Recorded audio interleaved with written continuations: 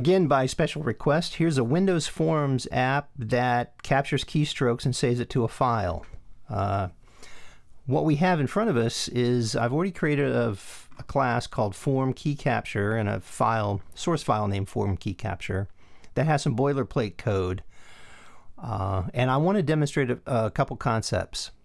So let me just go ahead and run this application, then I'll go through the code that I have, and then I'll modify it to handle the keystrokes. So if I just type in Form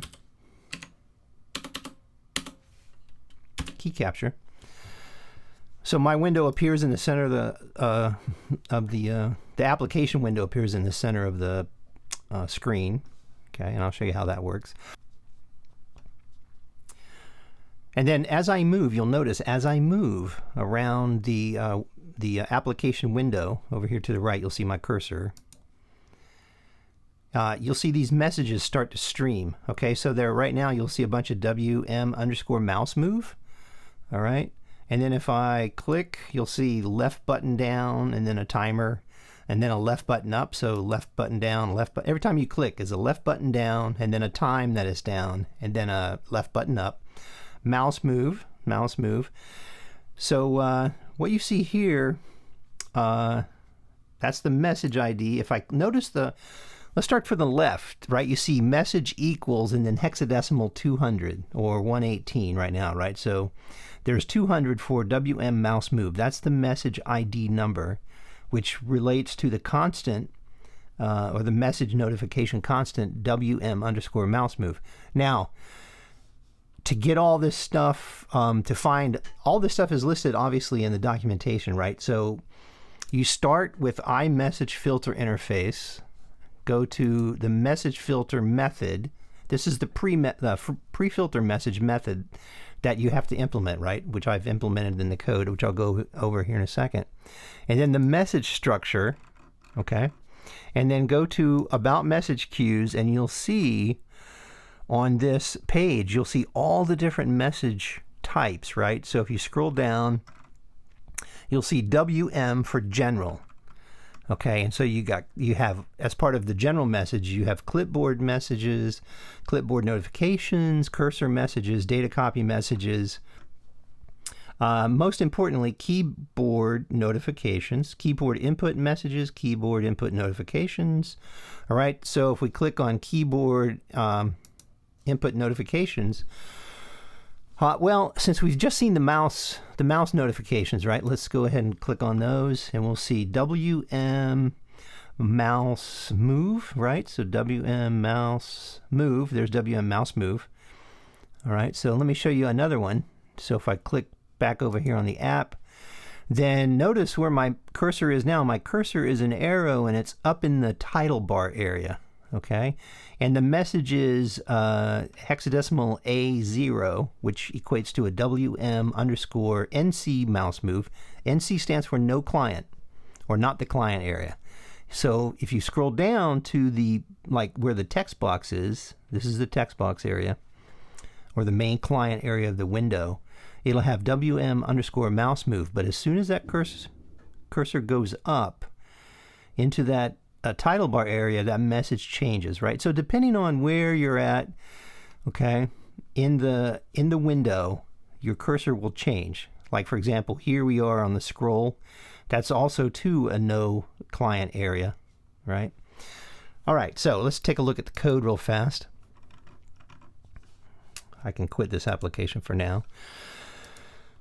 So this is the code that just executed. So mostly it's boilerplate as far as I didn't want you to suffer the pain of me typing all this stuff in, right? So using 3 namespaces right now: system.drawing, systemwindows.forms.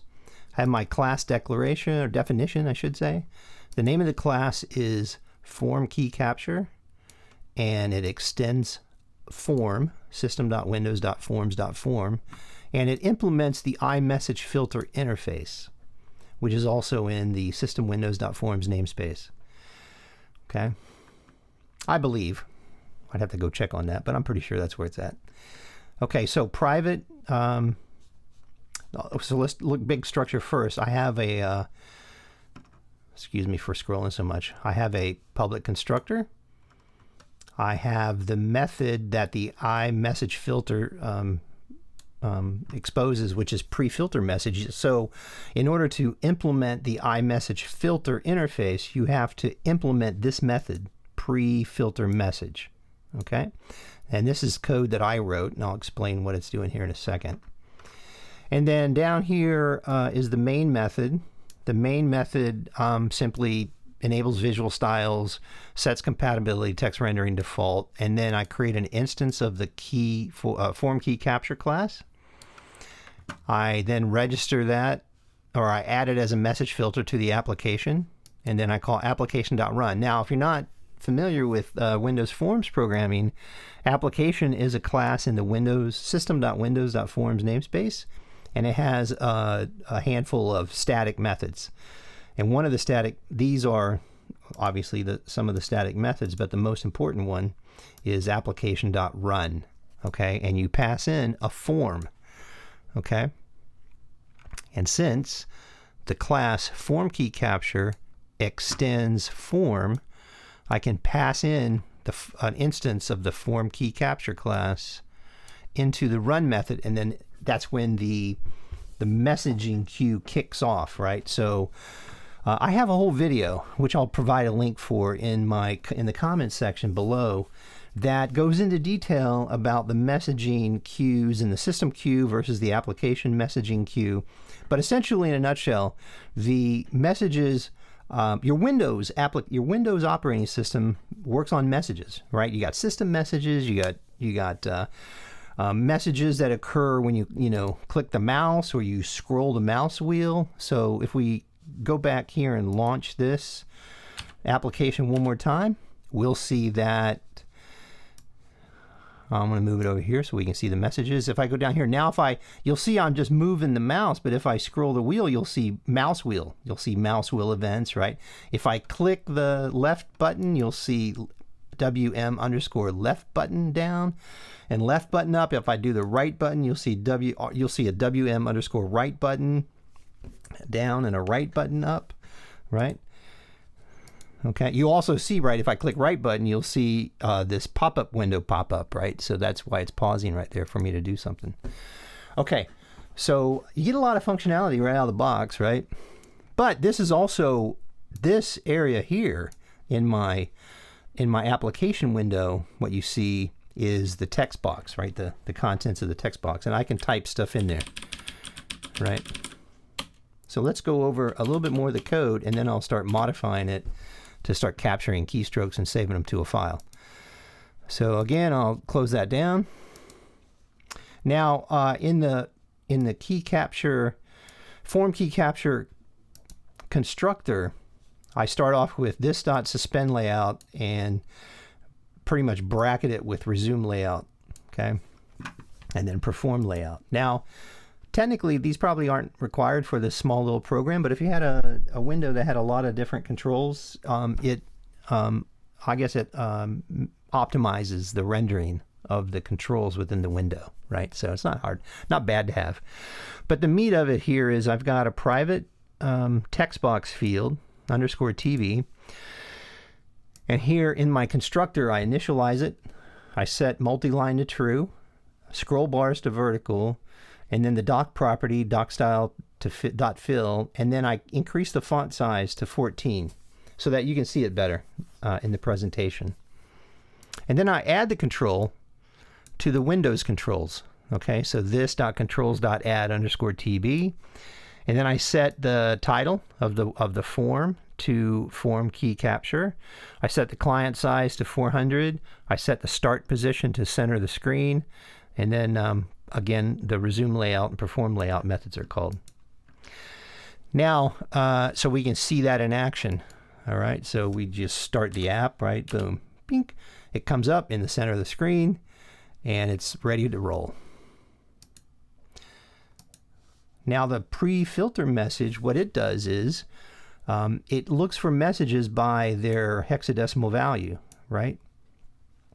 So, let me start that app up one more time, sorry. Now Now, so when the app has focus, right, like if the mouse is over top of it, and or you're typing into it, if I type a key, like I'm going to type I, it doesn't really matter. But the way I've got the code, the way this code is written is it'll say, it'll check and go, hey, is this a hexadecimal 100 message? If so, then do a console.writeLine, which is essentially a blank line. And then WriteLine, KeyDown message, write the message, okay? And then check if it's a console 101 or the message value hexadecimal 101. And if it is, write KeyDown message. Okay, oops, I'm sorry. This has to be KeyUp message. I'm glad I caught that. So let's go back here, shut that down, and compile it one more time. So let's do CSC form keyCapture.cs, and then clear the screen, and then form key capture. Okay, now when I hit down, right, we get the key down message and the key up message, right? So here we are. Let's scroll up. All right, let's scroll down now. Oops. Okay, so we have the key down message. You can see it there in the console, which gets printed whenever that message coming in equals hexadecimal 100. Okay, so there's where you see the message equals hex 100, WM underscore key down. So just a word of caution, if you're running this code, right, I'm going to put the link to it to my GitHub repository down below. Let me just show you what happened. So if you go in here to the console and you actually select like one of the, okay, so I think I've disabled it, right? But you've got properties in your console. This is running on Windows 10, and so one of the options is quick edit mode and insert mode. So if those options are checked and you can go in there and actually select stuff within your console, you will lock this window up. Okay, so if you can go in here and select stuff in the console while this application is running, this window may lock up. It's not a bug, it's just the way there's something that when you interact with a console and you actually start selecting text within the console, it'll lock up that application. But usually when you're running a Windows Forms app or any Windows app, you're not writing to the console, right? So the console writing is usually for debugging purposes, right? And demonstration purposes. But if I compile this thing, let me exit. If I compile this program with a switch, right? So compiling from the command line might be foreign to some of you guys. So CSC is the name of the C# compiler /help. And it'll list the switches that you can use. So, so if you want to change the output file, etc., I'm not going to go into this because I have a whole video on it, but if I want to change the target to a Windows execute, right now the default target is an executable file, which means that you can build a console executable. But as soon as I want to turn this into just a pure Windows app, then all I need to do is set the target to WinX, and let me show you how to do that.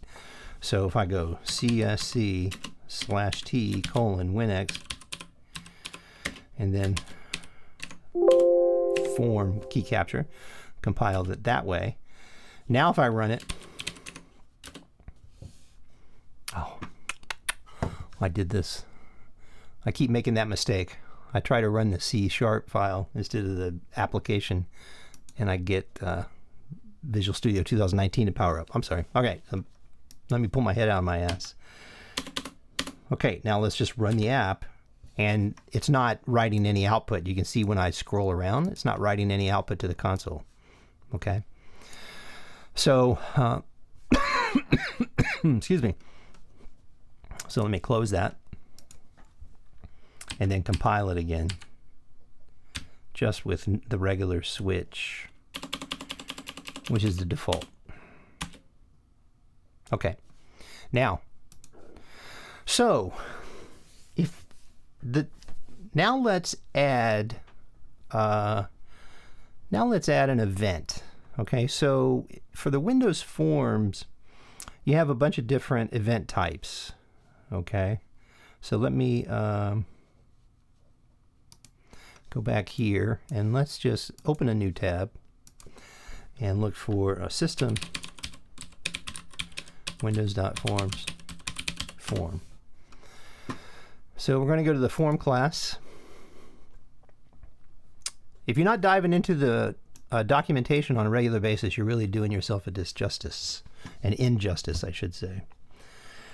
So some of these methods you're not going to find, or some of the events, right? So if we look at the events, if you're over here in the documentation, this is a little irritating, in my opinion.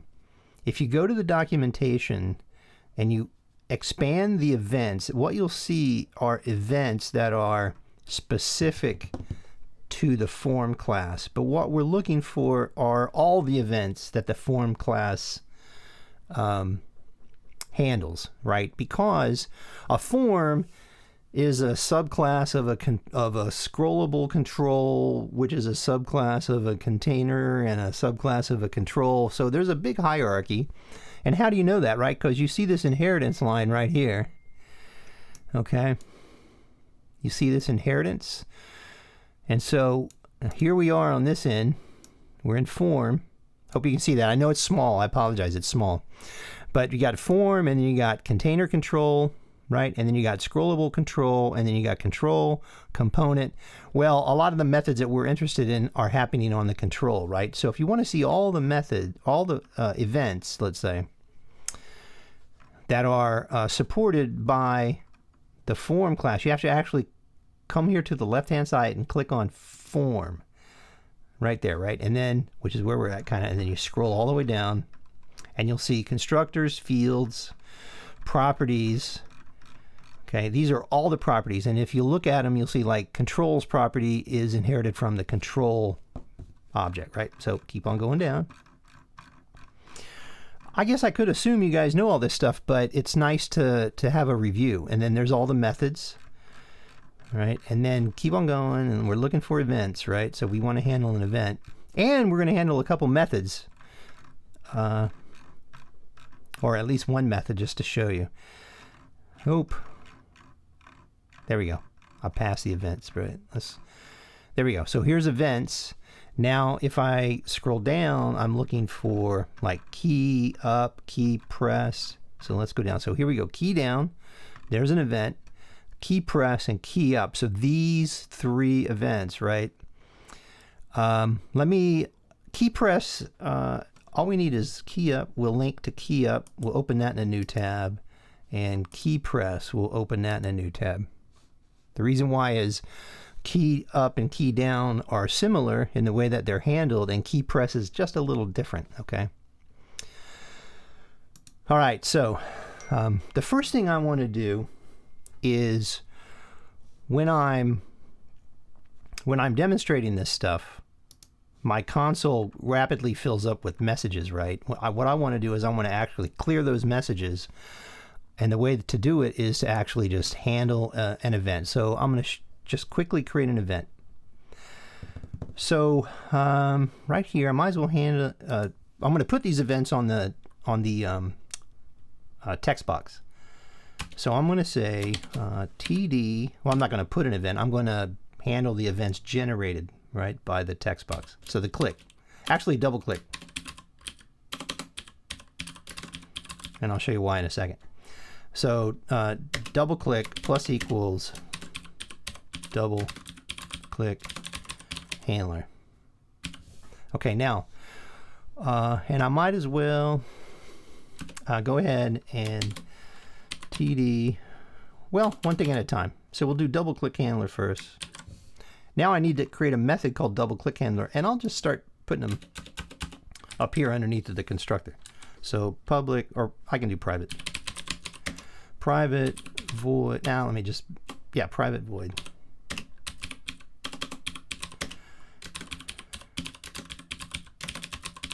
Double click handler. Object. And then event args. E. Now what I'd like to do is if I double click the text box, I'm going to clear the console.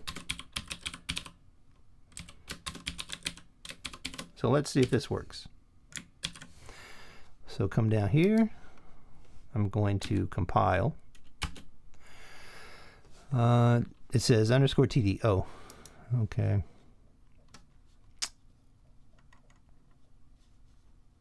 How about we get Textbox, not TD.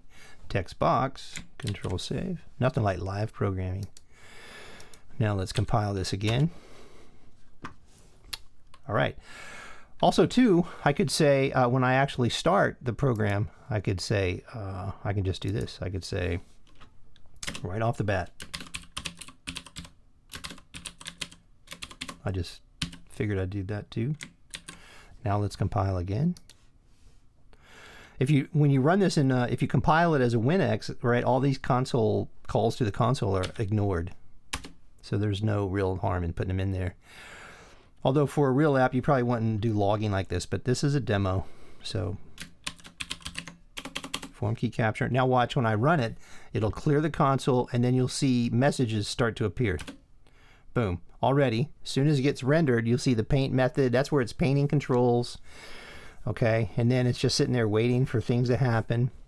So message ID again is the ID of the message that's being generated. I don't know all these messages off the top of my head, like which ones they are, if they don't have a name with them. But that's what the documentation is for.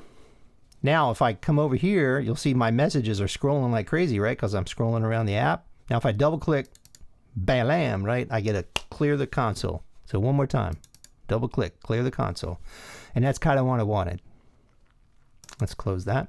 Let's go back to the code. Now I want to add another event, or I want to handle another event. So I'll come down here to, let me separate these.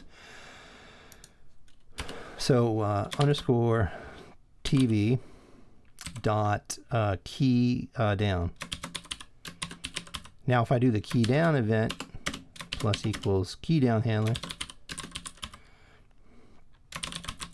I might as well define key up handler as well.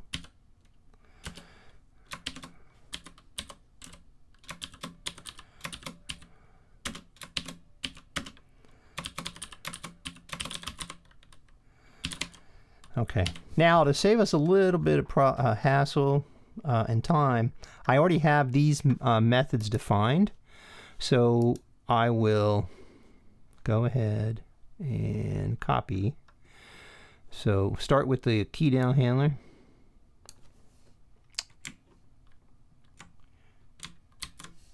And bring that right over here.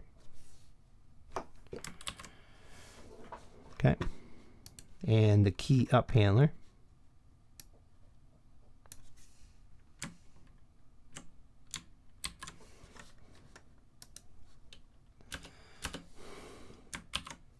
Okay, so essentially what I'm doing here is whenever I press a key, it's going to fire the key down event.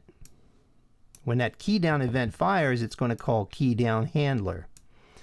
And then when I let go of the key and it comes back up, it's going to fire the key up event, and then the key up handler will fire. So here's the methods for key down and key up handler.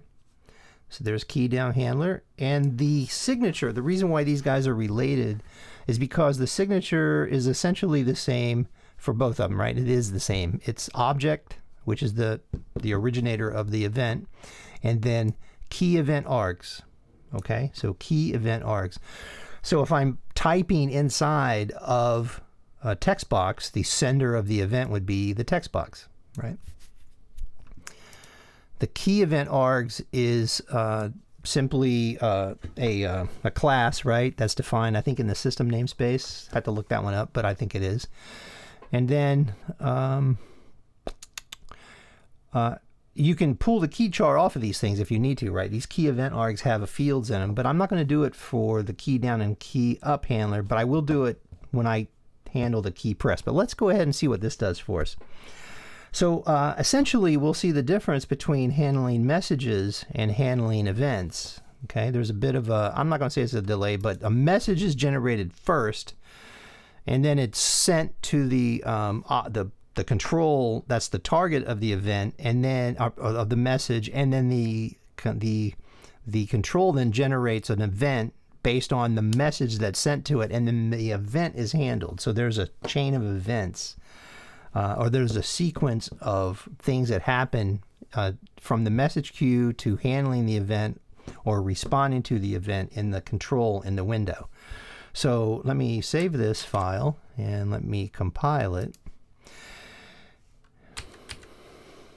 And let me run it. So we clear the screen.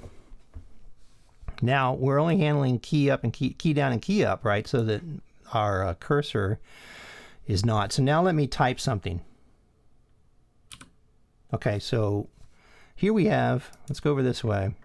Let's scroll up. So here's our key. So our key down message is delineated by these hashtags, right? I can't select, that's good. So these hashtags, and then the key down event is generated and it has these asterisks, right?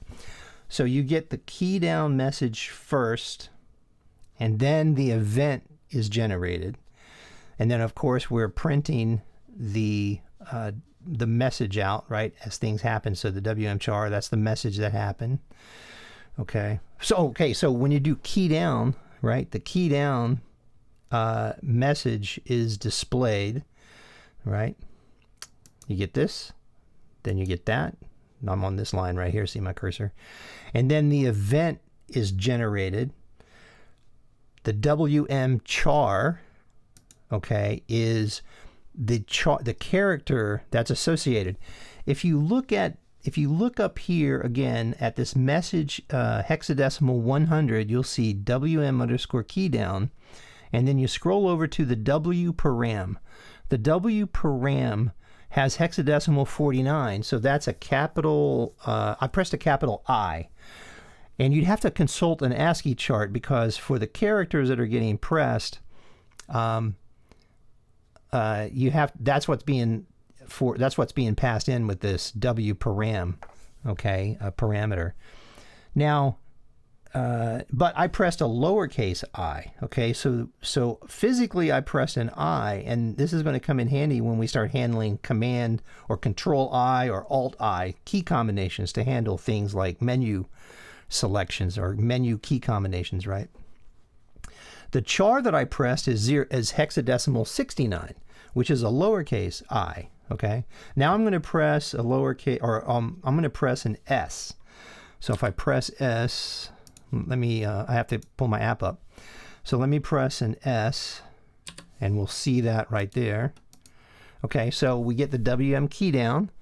We get a W param of 53, which is the lowercase s, and then we get 73, which is the 53 is the uppercase s, and then 73 is the lowercase s. Okay, that's the W char, and then the key up. So the key that goes down is a capital S. The key that comes up is a capital S. That's the physical key, essentially. And then 73 is the actual character that will be presented to whoever is going to handle that, right? Essentially, your events are handled after the messages are presented to the application, essentially. So, which leads us to explanation as to why you might want to handle keystrokes with this pre-message filter method versus events. If you wanted to intercept a key, okay, you want to intercept a key before it interacts with your application and do something special, right? You can use the pre-filter message. You can implement the IMessageFilter. And although it's an advanced object-oriented programming topic, you don't have to. This IMessageFilter does not have to be the same object as your window. It can be any object, right? You just have to create. You create a new class which is separate from whatever, right? Implement the IMessageFilter interface on that class, and pass that to the application. Add message filter method. And any application can log these things, right? Excuse me. Okay, so like I said, if you wanted to intercept keystrokes before they had a chance to interact with your application, you do that in the pre-filter message. Otherwise, and for the rest of this video, we're just going to handle events in our that are generated by events. We're just going to handle keys that are generated by events, right? So as I type in, I get an event that says, hey, you typed a key. Okay, so this KeyDown handler and KeyUp handler, excuse me, we're pretty much done for demonstration. Now, the real handler that I want to handle is KeyPress. So you hit a key, and then whatever key it is, if there's a char associated, the KeyPress will give it to you, right? You can get it from any of these, but I'm going to implement one more, and it will be TB for Textbox KeyPress. Okay.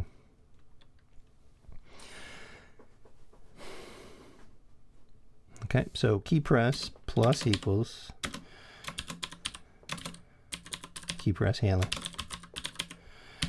And now, like I said, I already have this method done. So I'm going to put the KeyPress handler right in between my KeyDown handler and my KeyUp handler.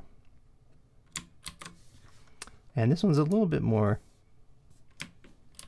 involved. Notice it has a different signature. Here it's saying KeyPress event args for the second argument, whereas the KeyDown handler has key event args, and the KeyUp has key event args, but the KeyPressed handler has KeyPress event args. All right. Now, here so whenever a key is pressed, this key press handler, okay, method will be called because I've assigned that right up here, right, key press handler. And then I'm going to write to the console key press event, and then write a space, and the comment is I'm going to append the key char to a string builder. Now I don't have this string builder yet, so I need to go up here to the top, and I'm going to go private string builder underscore SB. Now in order to use this, I need to say using system.text. Excuse me. And then down here in my constructor, SB equals new string builder. Now the string builder is an object. If you haven't used it, that just, you can append strings to it all day long, and then you can flush that string builder. Okay. All right, so I also have defined in this, so let's just walk through this code. So as I'm typing, I'm going to, whenever the KeyPress event is registered, I'm going to append the key char. So on the this KeyPress event args, parameter E, is a field called key char. You can look this stuff up in the documentation. And I append it to the string builder. Now, if the key char equals a period, right? In this particular case, I'm just going to do the period, right? And I'll show you later how to do a combination with another method. Okay, so in other words, like if I want to hit Control Save, right? I'm going to show you another method of handling the that key press. You could totally do it here, but it makes it easier in this other method. Okay, that is already defined on a form, and you just have to overwrite it. Okay, so for individual keystrokes, I'm going to check here. So now I'm calling a method called save chars to file. Right, so I already have this defined, and I'm just going to pull it over. Okay, save chars to file. This is the wonderful thing about methods and stuff, right? It organizes your code. Control C, and I'll just put this right below it. Make it easy to find. Save chars to file. Now it's going to write a message, save chars to file method called, right? So let let me just do that, right? So what I'm going to do here is I'm going to comment out this stuff, and then I'll go over it in a second. So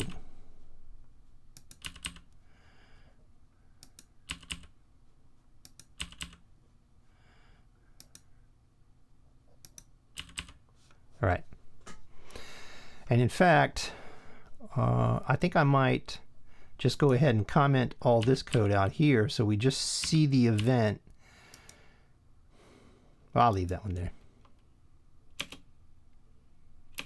Okay, so we're not actually going to put the character in the string builder, and we're not, but we are going to call the save chars to file. So this would be an example of like method stubbing. Is like we know kind of what we want to do, so we're just going to put in a stub to see, oh, the KeyPress handler got called and the save to key chars, or save chars to file method got called, but we're not actually going to write the stuff out there for now, right? So control save. Now let's go to, and let's compile it.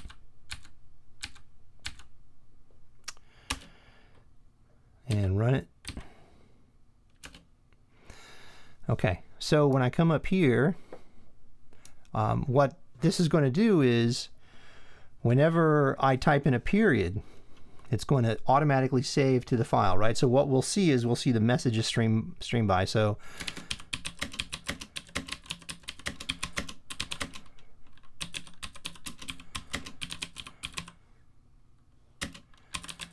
So this is a test of the save on period feature, right? And I hit period. Now we'll see these messages. So let me scroll up just a little bit. Okay. I'm typing. Key down, right? So I'm just typing, WM char. And then when I get the KeyPress event. So actually there's a lot more of these, right? So I was typing a lot of different things. You get KeyPress event, KeyPress event, KeyPress event, right? And then eventually you get to the part where it recognizes that a period was called. Okay. And let's go up here. I just had it in my sights.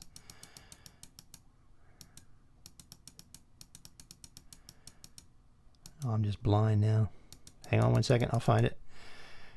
KeyDown message, KeyPress. Oh, maybe I just didn't go down far enough.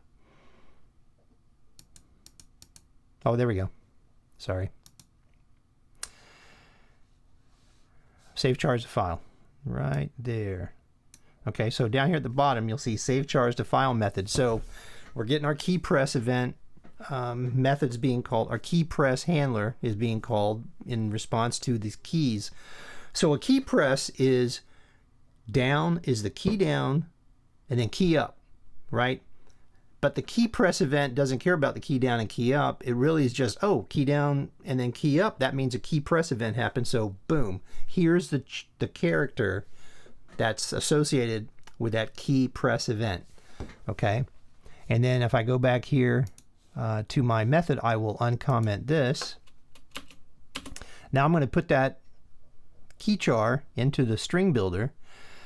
And then, of course, we already saw that this piece works. And then I'm going to write it to a file. So using, now I need to add another namespace up to the top of my program. All right. In order to use this stream writer, I'm going to come up here and I'm going to say using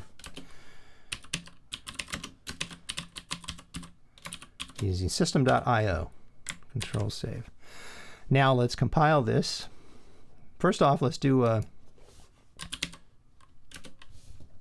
oh, let's quit this. So dir, oops. Okay. And we see that we have the form key capture.cs, form key capture.exe, readme.md, because I'm going to put this up in GitHub. This is my, so that's my README for that. But there's no file with the keys that have been captured, right? So in my code, what I'm going to do is whenever I call this save to chars file, now this is pretty simple stuff as far as it's not a complex, I just hit the mic, sorry, not a complex program, right? You could turn this into anything you wanted, but I call this console.writeLine method, right? Save to chars, save chars to file method called, and then using, and then open parenthesis, streamwriter, sorry, writer equals new stream writer, and then there's the name of my file, keys.txt, so it's hard coded in, and then true means if it's not there, create it, if it's there, append to it. And then I go writer, which is this right here, writer.write underscore sb.toString, so convert whatever in the, convert the string builder, call the toString method on it, and take all those chars and write them, okay, to the well, write them to the writer, right? Write them to the file, and then underscore sb.clear, clear everything out of there. Now, for my text box, what I'd like to do is make sure it's got just a little bit more functionality. Okay. So let's see. I'm going to add two different properties and set those to true. So control. So text box. Already got multi-line true, doc style field. So right underneath the multi-line equals true, I'm going to say accepts return true and accepts tab true. Okay. Save that. Now let's watch this. So no text dot, no keys.txt. So I'm going to compile the program and I'm going to run the program. Oops, right there. Let's see if everything works fine and I haven't dorked anything up. We should see, well, so we see a bunch of stuff, right? Now I'm going to start typing.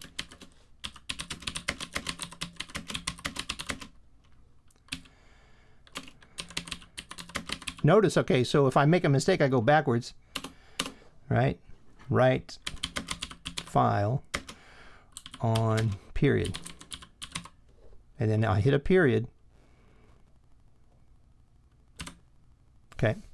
Now let's exit the app. Now I'll do a dir. There's our keys.txt. Now let's do type keys.txt.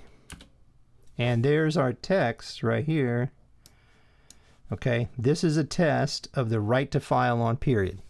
So even my backspaces, right, were ignored. It did backspace, it did erase out of the text area, right? But it just wrote whatever was in the, even though I had written it, right? So it was like, oh, I added that. When I returned, it took them out of the buffer, essentially out of the string builder. Now, if I run this again, that will be, all that stuff will be cleared out, right? So that's just like using a period. So the reason I did the period, the write on period, was because in my first video that showed how to do this with a console app, I used the period, right? So I did that. Now, let's say that you wanted to save after you hit Control S, right? So when you hit Control S and you wanted to save your file, all right, so here's what you would do. There are methods, and let's go back to my documentation. Let's go to methods on the form, okay? And of course, we have to go to the all the methods, right? So let's go up here. And I'm looking for,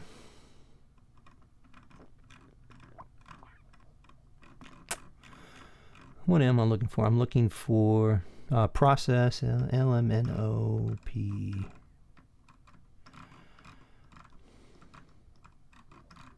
Process command key. Let's open this up in a new tab. So process command key. So this is a method that is actually implemented by the form class. Okay. Well, the control, I guess. Well, let me see. Let's go back to the form class. Oh, this is on the form. So process command key. So this is not in the control. This is on the form. And it's a protected override, which means that It's overridden, right, already. Seems to me like it would be overridden somewhere else, but oh, okay. So if we want to do, so I see what they're doing here. So it's a method that you can override if you want to handle things, right, within your. So if you wanted to just copy this, this would be like the, how would I say?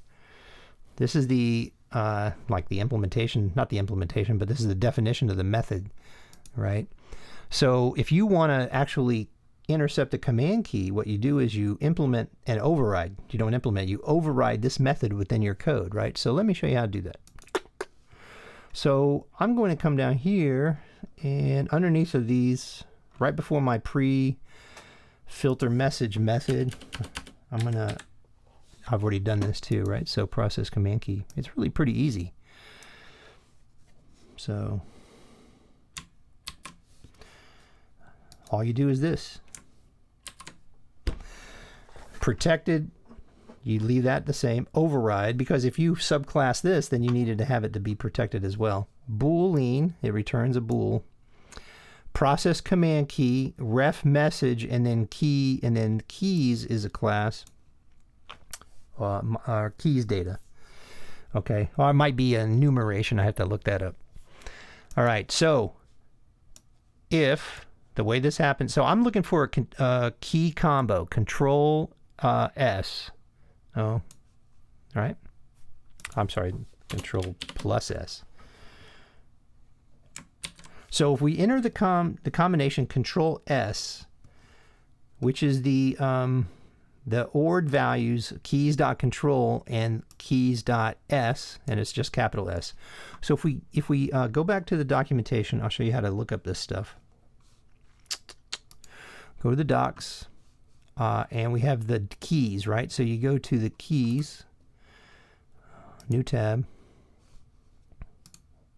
and here are all the fields in this enumeration. Okay, so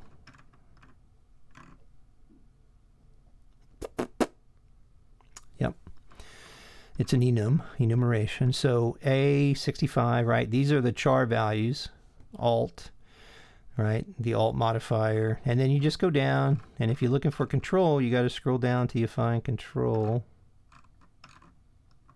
Oh, maybe it's in the C's. There we go. Control key, right? Or control. So control, the control modifier. The control modifier key, right? All right, so so this is how you do it, right? So you go keys.control, ORed with keys. That's the bitwise OR. Keys.s. So those two things together, if key data equals that value, that means that the control plus S key combination was selected. If that's the case, save chars to file, return true. Otherwise, return base.pro. Now this is important because since we are testing these key combinations and handling them for our application, if a key is pressed and we've got this method overridden in our program and we're not handling it, we have to let the form have a chance to handle it, or the form, that the object that we've inherited from, right, or the class that we've inherited from. We have to pass it up to that object and let the base version of the method get a crack at it. Okay, and that's it. So now let's go ahead and save this. Let's compile it and type. So CLS. So compile it, run the program. Now when I type,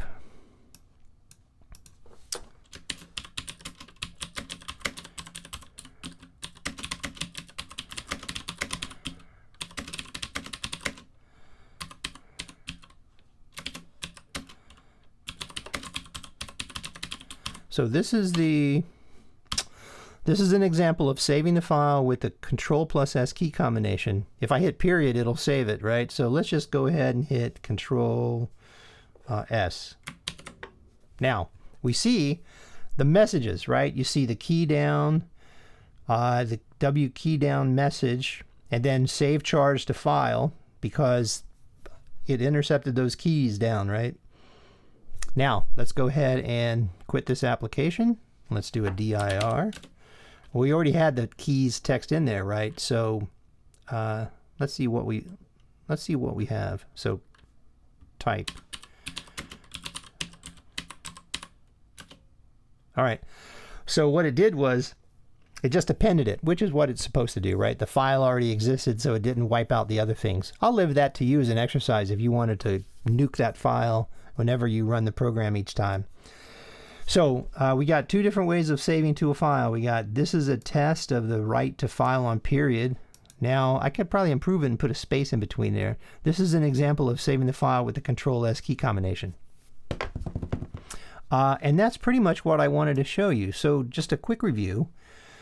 You have a couple different ways. You have a handful of ways. You got you could process messages, the raw message, and you'd have to have an object. In this case, this form, this application implements the IMessageFilter.